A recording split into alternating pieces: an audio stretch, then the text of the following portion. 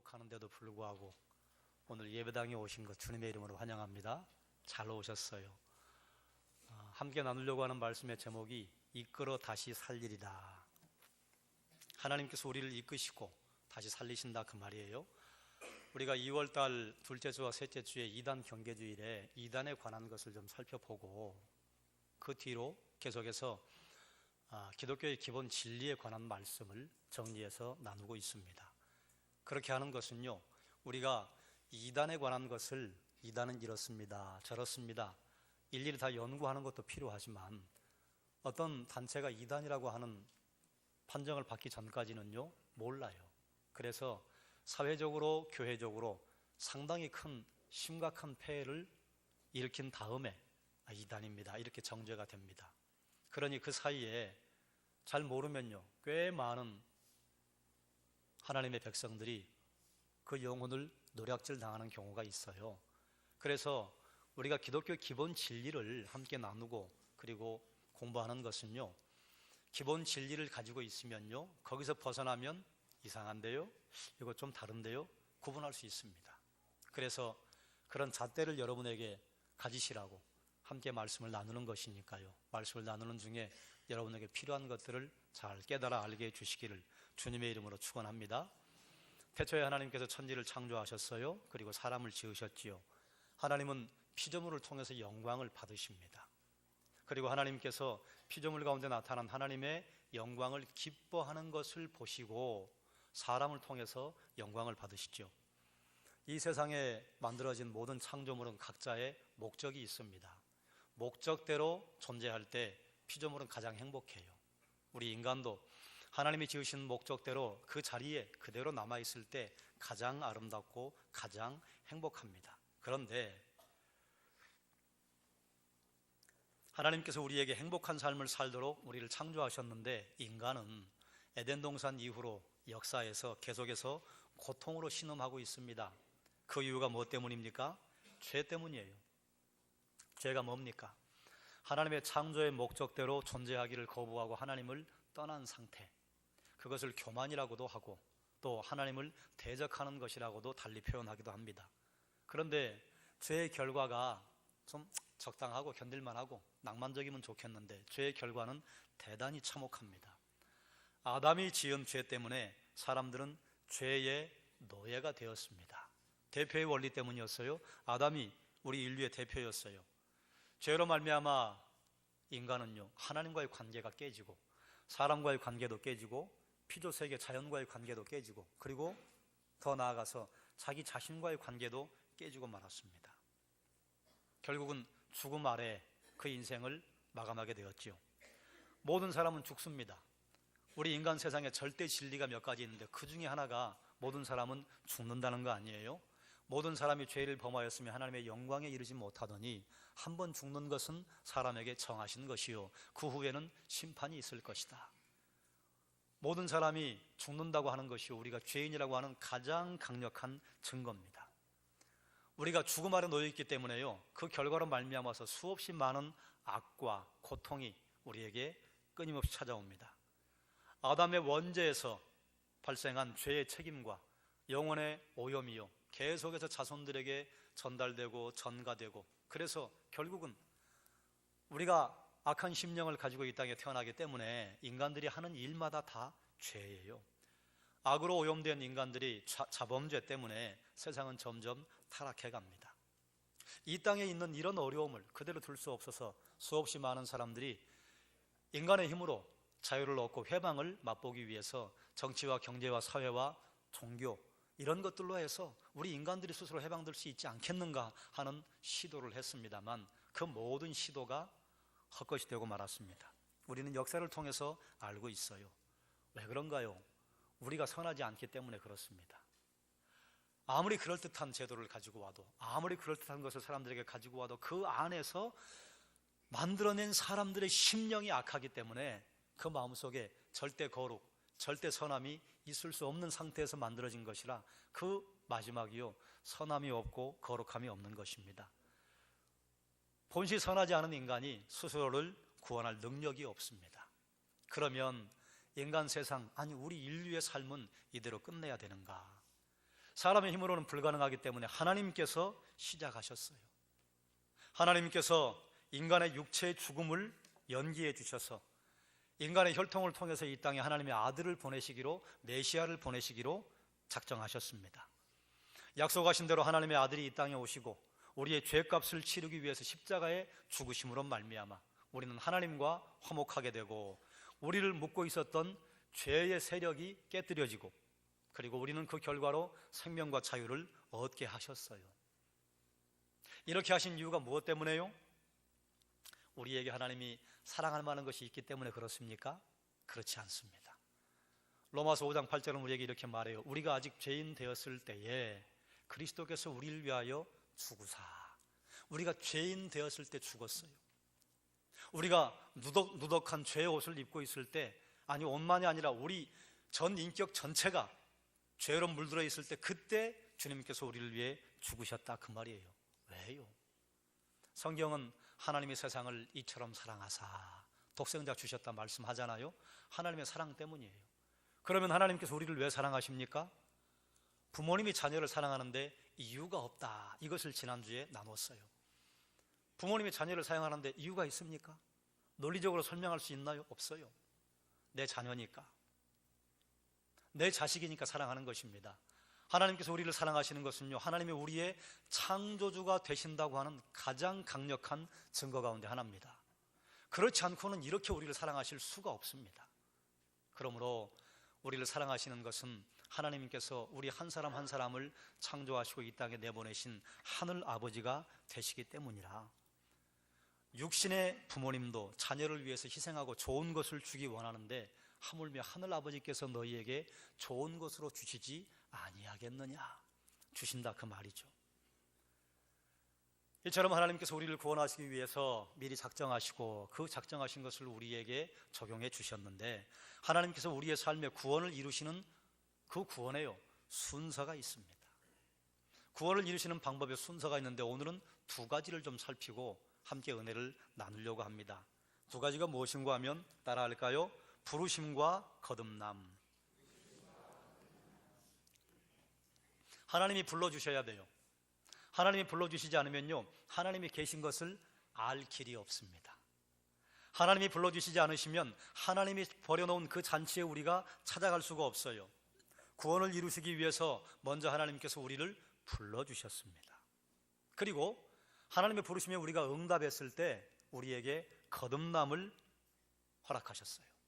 먼저 부르심이에요. 오늘 우리가 읽은 본문에요, 아들을 보내신 아버지께서 이끌지 아니하시면 아무도 아들에게로 올 수 없다 선포했습니다. 요즘 이제 봄과 가을에 잔치가 많이 일어나잖아요. 결혼식도 있고 뭐 이런저런 축하할 만한 일들을 봄, 가을에 많이 합니다. 잔치를 마련한 주인이요, 초청장을 보내줘야 우리가 알아요. 초대장을 보내줘야 그 잔치에 들어갈 수 있습니다. 하물며 하나님께서 구원의 잔치를 마련하셨는데 하나님이 부르지 않으시면 그 자리에 갈 수 있는 사람이 없다, 그 말이에요. 그런데 누가 부르시는가? 따라하십시다. 삼위일체 하나님께서.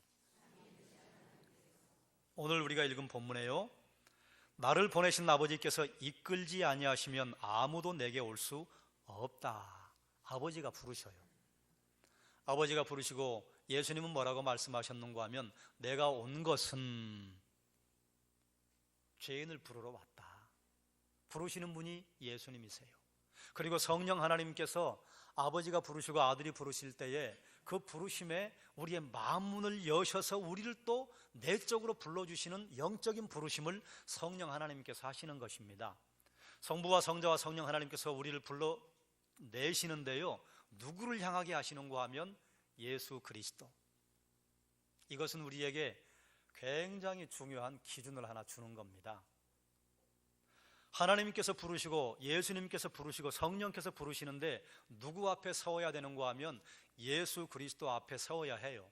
정확히 예수 그리스도의 십자가 앞에 세워야 해요.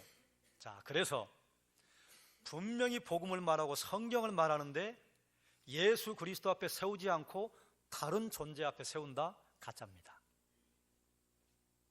성경을 이야기하고 예수 그리스도의 십자가를 이야기하는데 정신 차리고 봤더니 이단의 교주 앞에 세워놓으면 가짜다 그 말이에요.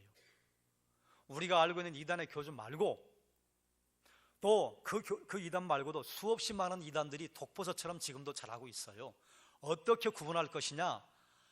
아무리 그럴듯한 말을 하고 광명한 천사의 얼굴을 하고 나타났는데도 예수 그리스도 앞에 세우지 않으면 가짜입니다. 굉장히 중요한 기준입니다. 성부와 성자와 성령 하나님께서 우리를 부르시는데요, 어디 앞에 세우시느냐? 예수 그리스도 앞에요. 우리를 부르신 부르심에는요 두 가지가 있어요. 따라하십시다. 외적인 부르심과 내적인 부르심. 부르시는데 외적인 부르심이 있고 내적인 부르심이 있어요. 외부에서 부르는 소리가 있다 그 말입니다. 그리고 우리 내부까지 뚫고 들어오는 부르심이 있다 그 말이에요. 모든 사람이 죄인이잖아요. 모든 사람이 죄를 지어서 사망과 고통에 이르게 되었습니다. 이게 사실이잖아요. 모든 사람에게 주어진 사실이에요. 그런데 그리스도께서 죄인을 위해 십자가에 죽으심으로 말미암아 우리의 죄의 값을 대신 지불하셨어요. 이 사실을 깨달은 사람은요, 내가 죄인인 것을 하나님 앞에 고백하고 그리고 내 죄를 회개하고 돌아서고 날 위해 십자가에서 죽으신 그리스도를 믿을 때에 주님께서 우리에게 주시는 죄 용서와 영생과 천국을 선물로 받을 수 있게 되는 것입니다. 이런 복음의 내용을 선포하는 복음의 선포가 외적인 부르심이에요. 그런데 외적인 부르심의 특징은 무엇인가 하면 반응하는 사람도 있고 반응하지 않는 사람도 있습니다. 복음이 선포되었다고 다 반응하는 건 아니에요. 어떤 사람은 복음을 귓등으로 듣고 흘려버려요. 그런데 어떤 사람은 선포된 복음 앞에 내가 죄인인 것, 하나님께서 은혜를 베풀어 주신 것에 감동을 받고 그 앞에 무릎을 꿇는 사람이 있습니다. 자, 그런데 여러분, 이처럼 외적인 부르심, 복음을 선포하는 것을 누구를 통해 하나님은 하시는가 하면 여러분을 통해 하십니다. 옆에 있는 분에게 이렇게 말씀하십시오. 쳐다보실래요? 그대가 복음의 전달자입니다. 참 순종을 잘하셔서 그대가 그러면 알아서 적용하셔야죠. 장로님은 권사님은 다시요. 제가 그대가 하면 여러분은 알아서 하시는 거예요. 다시 그대가 복음의 전달자입니다. 그리고 저를 보시겠어요? 여러분이 복음의 전달자예요. 자, 그러면 복음의 전달자답게 하셨습니까? 복음을 전달해 주셨습니까? 예수 믿으면 구원 얻는다고 하는 이 인류의 모든 문제의 해답이신 예수 그리스도를 다른 사람들에게 알려주셨냐 그 말이에요. 다음으로 내적인 부르심이에요. 내적인 부르심은 복음을 전파했어요. 선포했어요. 선언했어요. 그 복음에 반응하도록 부르시는 하나님의 부르심입니다. 이렇게 하나님께서 우리의 심령을 뚫고 들어와서 부르시면요, 그 부르심 앞에 모두 문을 열 수밖에 없습니다.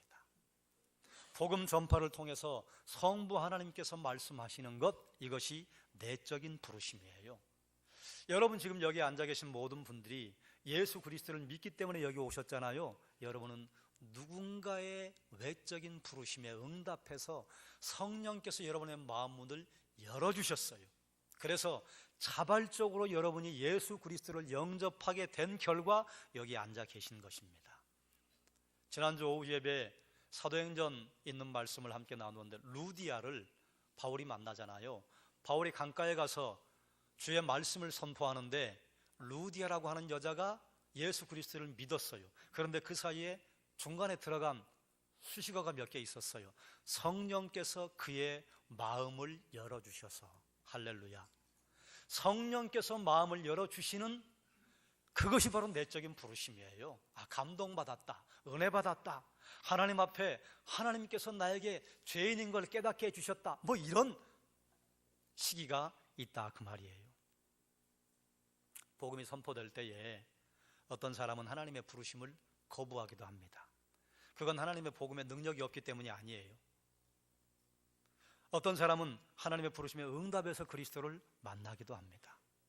그리스도를 만나게 하시는 부르심이 내적 부르심이에요. 외적인 부르심은요, 응답하지는 않지만 수없이 많은 복음의 선포, 수없이 많은 복음의 초청, 그 자리에 내가 있었던 것, 그게 외적인 부르심이에요. 그런데 이 부르심이 우리의 심령을 뚫고 들어오면 이게 효력을 발생해요. 그래서 내적인 부르심을 유효한 부르심이다, 효력이 있다, 그렇게 말하기도 합니다. 우리가 이 자리에 와 있는 것은요, 성령께서 우리의 마음을 열어주신 사건이 한 번 있었던 것입니다. 그런데 성령은 우리의 마음을 열어주시는 것이요, 내가 이렇게 마음을 꼭꼭 닫고 나는 절대 안 열래요. 그런데 성령이 열어봐, 좀 제발 좀 열어봐, 그래가지고 막 우악스럽게 이걸 찢어가지고 내 마음을 여신 게 아니에요. 분명히 성령께서 내 마음을 두드리셨어요. 두드리셨는데요, 내가 그 부르심에 감동하고 반응해서 주님 마음을 엽니다, 자발적으로 열었다, 그 말이에요. 그래서 우리가 하나님의 부르심에 응답하게 된 것은요, 전적으로 하나님의 부르심입니다. 그런데 그 부르심에 우리가 자발적으로 반응하도록 하나님께서 만들어주신 거예요.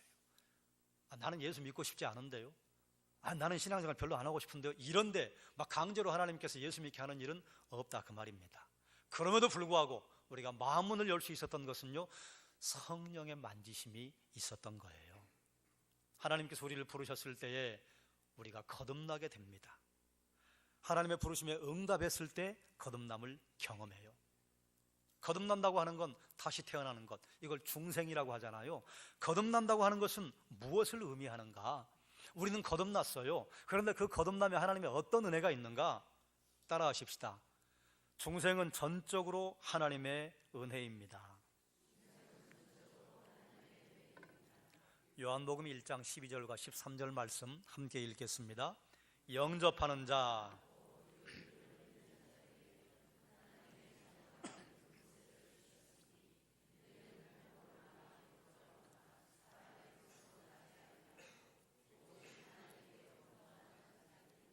아멘. 하나님의 자녀들은 하나님께로부터 난 자를 의미합니다. 혹시 이 가운데 부모님의 엄마의 뱃속을 통과하지 않고 이 땅에 스스로 나신 분들이 계세요? 아무도 없어요. 그런데 이 땅에 태어난 자녀가 그 스스로의 힘으로 엄마의 자궁을 뚫고 나온 사람이 또 있습니까? 아무도 없어요. 우리가 육신적인 출생을 할 때에도요, 우리는 할 수 있는 게 아무것도 없습니다. 엄마의 뱃속에 우리가 생겨난 것 하나님의 작정하심이에요. 하나님의 섭리예요. 그리고 엄마의 뱃속에서 우리 장기를 잘 만들어가지고 이 땅에 나온 것 하나님의 은혜입니다. 이 땅에 태어날 때요, 한 게 아무것도 없어요. 엄마의 배에서 근육이 밀어내니까 우리는 이 땅으로 나온 거예요. 영적인 출생도 마찬가지입니다. 우리가 할 수 있는 게 사실은 아무것도 없어요. 하늘 아버지께서 우리를 이 땅에 태어나도록, 우리가 거듭나도록, 중생하도록 하나님께서 은혜 가운데 하신 일입니다. 전적인 하나님의 은혜예요. 거듭남에 있어서 우리는요, 그래서 100% 수동적입니다. 우리의 선택이 아니었습니다. 성부와 성자와 성령 하나님의 역사하심이었습니다. 그러니까 우리가 하나님의 부르심에 응답해서 거듭났다, 이게 누구의 은혜예요? 하나님의 은혜예요. 그러므로 거듭남을 경험한 성도는요, 오직 하나님께 무엇을 올려드려야 되느냐? 감사와 찬송과 영광밖에는 올려드릴 것이 없는 것입니다. 또 한 가지, 거듭났다고 하는 것은 무엇을 의미하는가? 어떤 특징이 있는가? 따라하십시다. 중생은 신비적입니다. 중생은 신비예요. 왜 신비인가? 고린도후서 5장 17절 말씀 함께 읽겠습니다. 그런즉 누구든지 그리스도 안에 있으면 새로운 피조물이라. 아멘. 여러분 한번 생각해 보십시오. 우리가 그리스도인으로 거듭날 때, 하나님의 자녀로 거듭날 때 갑자기 한순간 거듭났을까요? 조금씩 거듭났을까요? 대답하면 안 됩니다. 틀린 답이 나오면 부끄럽잖아요. 본문에서는요, 무엇을 말하고 있는가 하면 하나님의 부르심에 응답했을 때 우리가 거듭나는 것이요, 한순간에 일어납니다. 아기가 태어나는데 엄마 뱃속에서 물론 산통을 하는데 어떤 분은 이틀도 하기도 하고 어떤 분은 뭐 한 2시간 만에 쑥 빼내기도 하고 그러지만 아이는 쑥 빠져나오잖아요. 이 아이가 10달에 걸쳐 나오면 어떻게 돼요? 엄마 죽어요.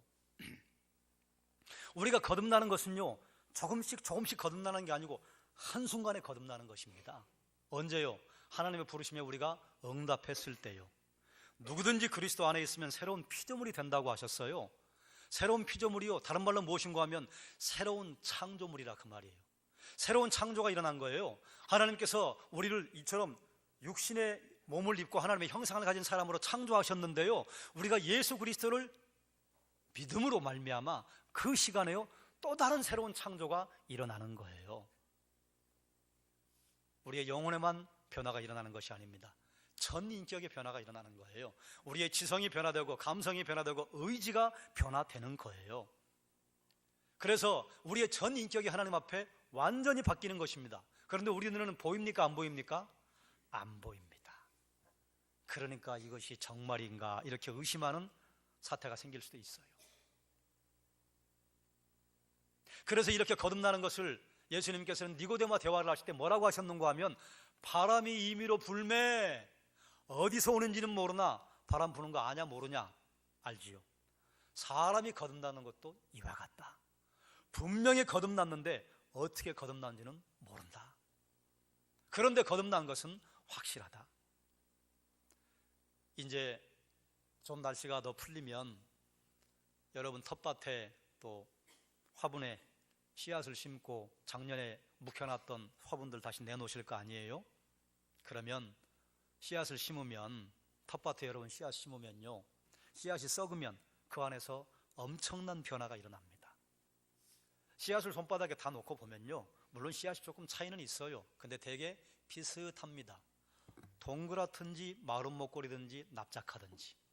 그런데 이게 크기가 좀 다를 뿐이에요. 섞어 놓으면요, 어느 게 뭔지 잘 몰라요. 그런데 이걸 심어서 이게 땅속에서 썩으면요, 그러면 배추도 나고 무도 나고 사과도 나고 배도 나요.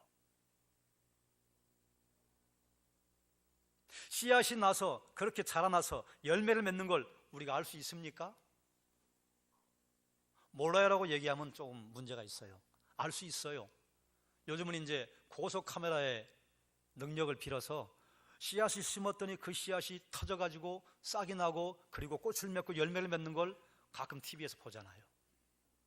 1년 내내 찍고 3년 내내 찍으면 그걸 한눈에 볼 수 있어요. 그러나 그 씨앗이 왜 터지는지, 그 씨앗이 어떻게 해서 싹을 내는지 알 수 있어요? 그건 몰라요. 그건 신비예요. 뱃속의 아이가 엄마의 난자의 아버지의 정자가 착상을 했습니다. 그래서 엄마의 뱃속에 잘 자리를 잡았어요. 착상했어요. 그럼 이 아이가 어떻게 자라는지 알 수 있어요? 네, 요즘은 초음파 카메라 기술이 발달해서 뭐 사진 잘 찍어서 보여주더라고요. 그런데 어떻게 그 아이의 발이 나오는지, 어떻게 그 아이의 심장이 생기는지 알 수 있냐 그 말이에요. 몰라요. 그건 신비예요. 우리가 거듭나는 것도 그와 마찬가지입니다. 몰라요. 눈에 안 보여요. 그러나 무엇을 통해 알 수 있느냐? 우리가 거듭난 이후에 하나님의 백성에게 나타나는 열매들, 변화들, 하나님을 기쁘시게 하겠다고 하는 신앙의 태도들이 보이면요, 거듭난 것입니다. 전에 제가 이런 말씀을 한번 드린 적이 있어요. 우리가 거듭났다고 하는 가장 확실한 증거는요, 죄를 지을 때 즐거워하지 않는다는 것입니다. 죄를 지을 때 하나님께서 벼락을 때리지 않으신가 두려워한다는 얘기입니다. 왜요? 거듭나기 이전에는요, 죄 지을 때 두려워하지 않습니다. 연구하고 묵상해서 죄 짓습니다. 그리고 죄를 짓고 난 다음에 쾌감을 느낍니다. 그런데 거듭난 그리스도인은요, 죄를 짓기는 지어요. 넘어져요. 넘어지는데요, 두려워요. 하나님이 무서워요. 내가 이 죄를 이렇게 지으면 안 되는데 왜 또 이렇게 되었을까 하는 자기를 돌아보는 안타까운 마음이 있어요. 거듭났다는 증거입니다. 그러나 계속 그 자리에 머물러 있으면 안 되죠. 계속 예수의 형상을 닮아가야죠. 거룩해져야죠. 그걸 성화라고 하잖아요. 거룩한 백성 되어가야 합니다. 예수 믿은 지 1년 되었을 때, 예수 믿은 지 10년 되었을 때, 예수 믿은 지 20년 되었을 때 신앙의 수준과 삶의 수준과 언행의 수준이 달라야 한다 그 말이죠. 어떤 사람이 복음에 반응해서 거듭나는 것은요, 이전 것의 연장에서 시작되는 게 아니에요.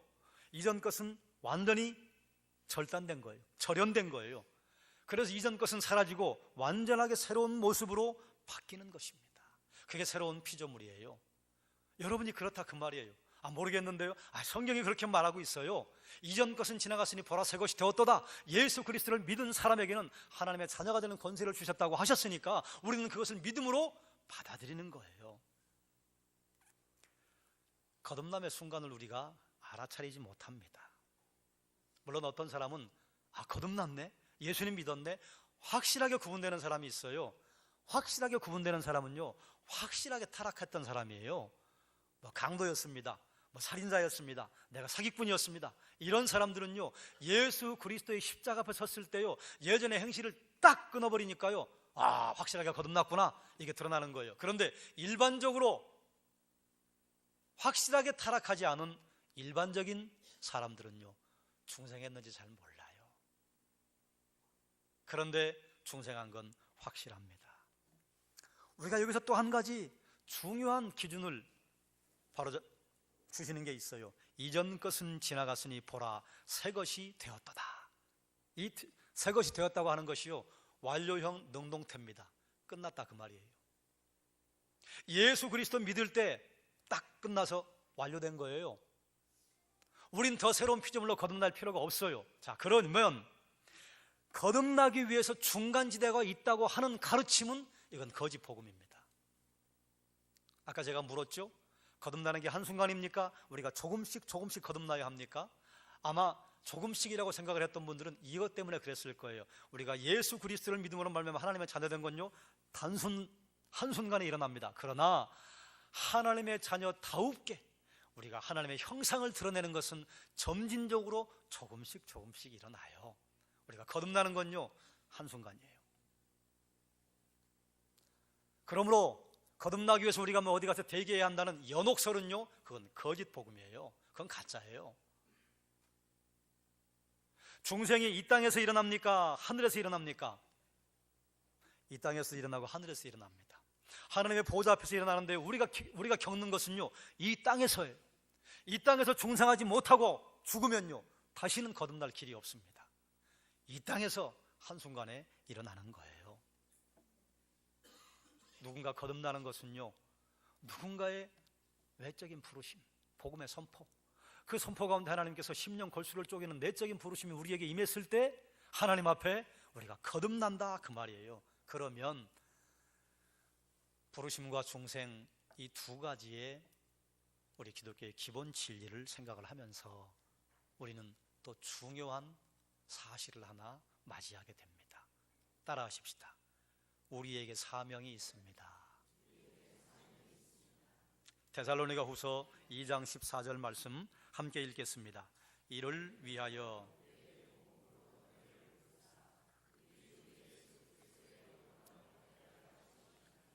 아멘.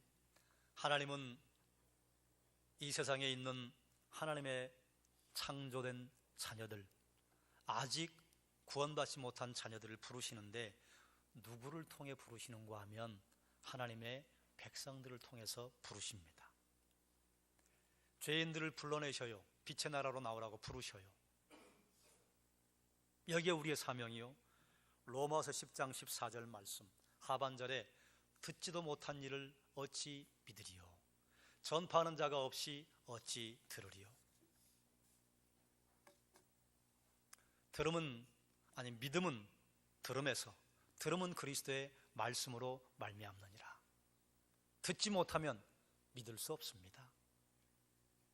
그리스도의 말씀을 누군가 전달해 주지 않으면 들을 수 없습니다.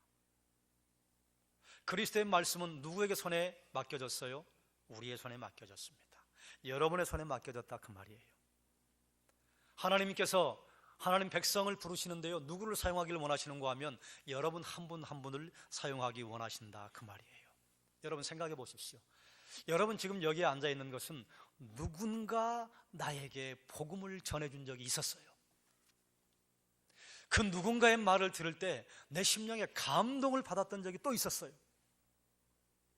나에게 복음을 전파해 준 것은 한 사람만이 아닙니다. 수없이 많은 사람들이 나에게 하나님을 알려주고 그리스도를 알려주고 복음을 선포해 줬어요. 그런데 내가 수없이 많은 복음을 전해주는 사람들에게 거부하고 반대하고 대적하다가 어느 한순간 성령께서 내 마음을 강력하게 감동하셔서 열게 하신 그 순간이 있었어요. 그때 우리는 뭐라고 말하느냐고 하면 이분이 나를 인도했어요. 이분이 나를 전도했어요. 맞는 말이기도 하고 맞지 않는 말이기도 합니다. 우리는 수없이 많은 사람들의 사랑의 수고의 결과로 말미암아 이 자리에 와 있는 거예요.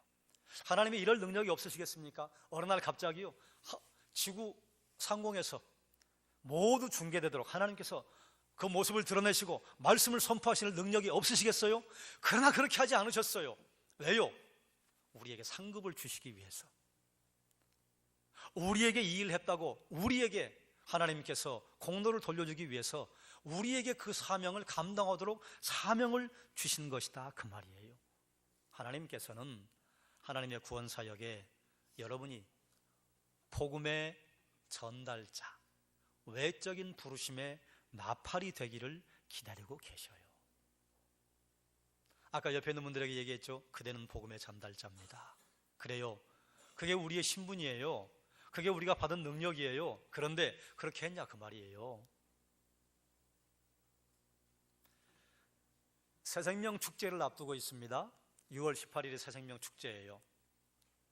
지난주, 지지난주 여러분에게 새생명 축제 작정할 분들 작정 카드를 내드렸습니다. 그런데 꽤 많은 분들이 까먹으셨어요. 마음에는 생각을 하고 계실 텐데 이걸 써보지 않으셨어요. 여러분, 하나님께서 누구를 향해서 마음의 부담감을 주십니까? 새생명 축제를 한다고 하니까 여러분 마음에 떠오른 사람이 누구이십니까?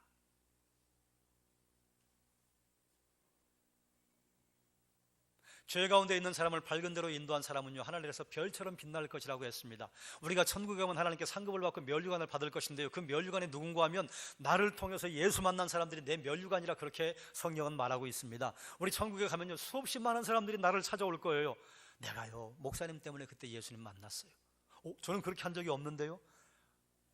그런데 언젠가 내가 얘기했던 그 말을 통해서 우리 장로님들, 권사님들, 여러분 집사님들 찾아올 거예요. 내가요, 집사님 때문에 예수 믿었어요. 난 잘 모르겠는데요. 아마 이런 일들이요, 수도 없이 벌어질 거예요.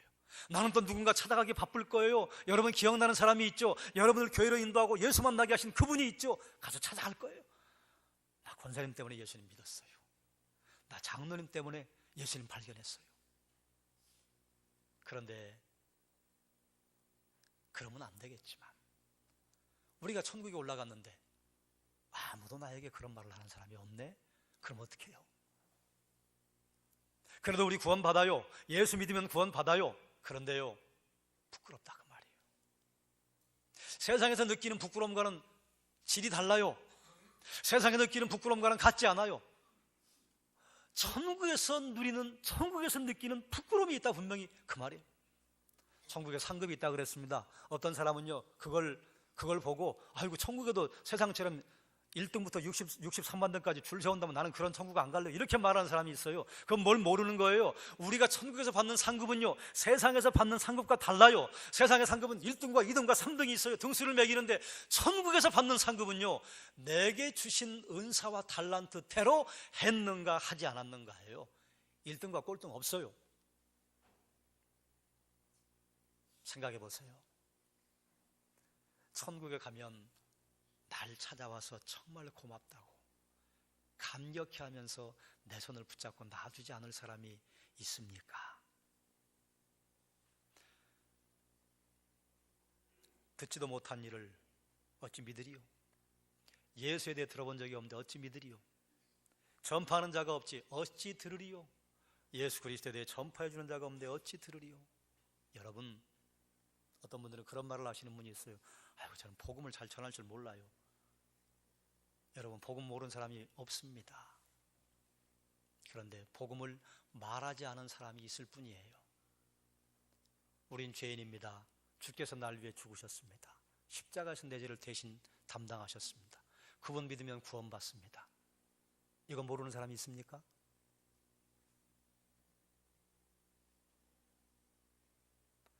복음을 말하지 못하는 사람이 있을 뿐이지 복음을 모르는 사람은 없답니다.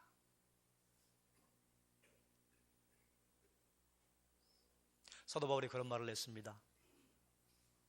때를 얻든지 못 얻든지 주의 말씀을 선포하게 해달라고 날 위해 기도해 주십시오.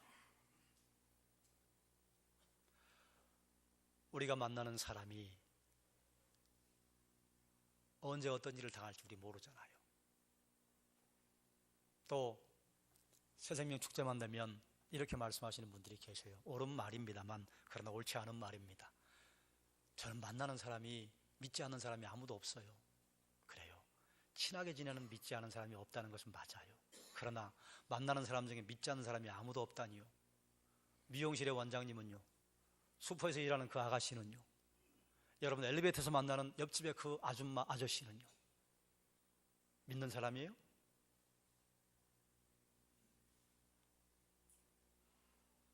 우리가 복음을 전하지 못할 이유가 없고 복음을 전하지 못할 상황에 처한 분이 최소한 이 자리엔 안 계십니다.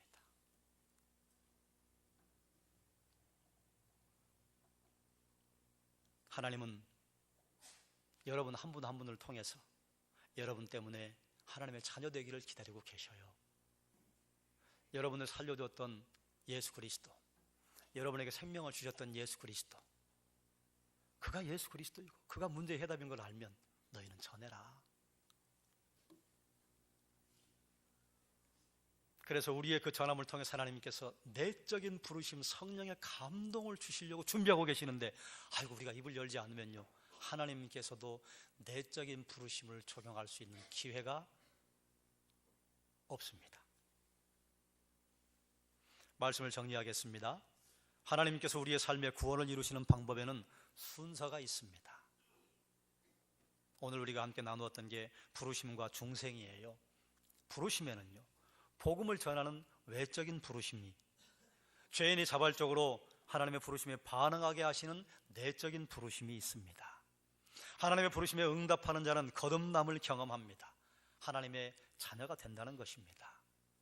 어떤 사람의 마음의 문을 여는 일은요 하나님이 하실 거예요. 그런데 그 마음 문을 열도록 하기 위해서 죄인을 초청할 때 쓰임받는 사람은 누구여야 되는가 하면 내가 해야 된다 그 말입니다. 하나님은 여러분이 복음을 전하는 외적인 부르심에 동참하기를 기다리고 계십니다. 몇 년째 기다리고 계실지도 몰라요. 여러분을 통해 하나님의 자녀들이 만들어지기를 기다리고 계십니다. 그러므로 사랑하는 여러분, 여러분 때문에 생명을 얻는 사람들이 많아지게 해주시기를 주님의 이름으로 축원합니다. 내가 생명의 전달자예요.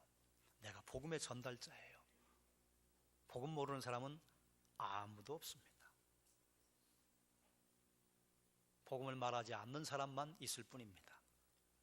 그러므로 새생명 축제를 앞두고 다시 한번 심기일전, 누구에게 복음을 전할 것인가, 누구에게 마음의 부담감을 주시는가, 여러분 잘 살펴보셔서 하나님과 함께 동행하시기를 주의 이름으로 축원합니다. 기도하겠습니다. 하나님,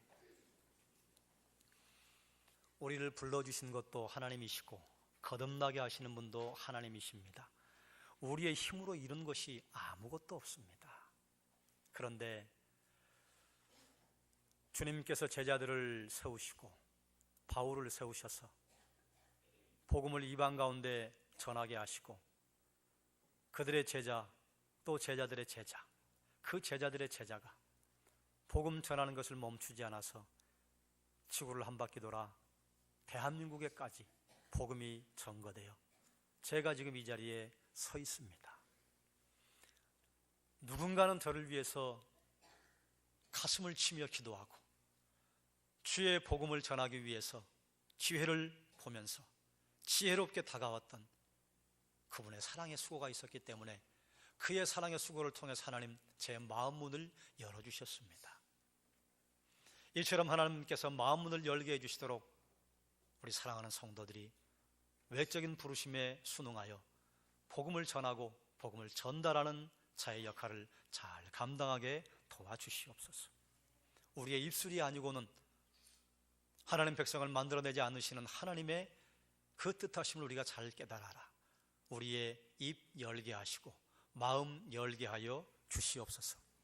하나님, 우리가 천국에 가면 수없이 많은 사람들이 우리를 찾아올 것입니다.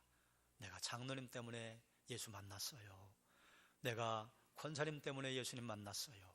내가 집사님 때문에 예수님 만났어요.